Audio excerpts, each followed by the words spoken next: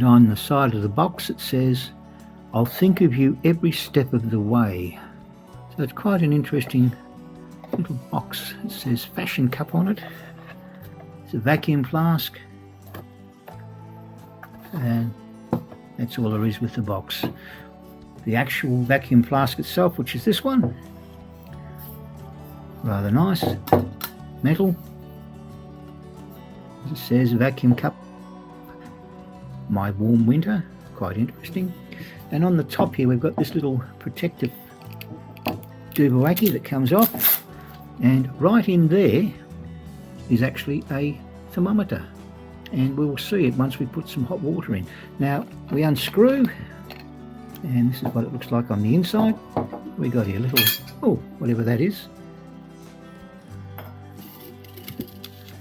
some silica gel it looks like. And what else is in? Oh, there's some other things in there. I can't quite make it, can't quite get it out. What is it? Oh. And sure enough, it was instructions, or something or rather. I don't know. I don't read any Chinese, so that's all that is. It's all in Chinese. There's no English in this. I'll have to try and get Google Translate onto it and see if we can make head nor tail of it. Now I've got some cold water added in here, and let's have a look. We've got 13 degrees. You notice you've got that little blue water droplet there. So blue of course being cold, red being hot. So it's a good indicator telling you whether you've got hot or cold drink in the actual thermos itself.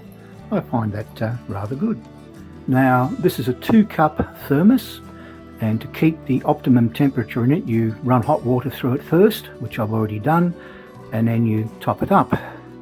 And the idea with the double heat of course is it heats the thermos, and that way you'll get maximum amount of time out of the actual thermos itself. Now it's ideally suited for tea. You can put in some tea bags if you like, or you can put in loose leaf tea. Then you put the little strainer over the top, pop that in, and we put the lid on.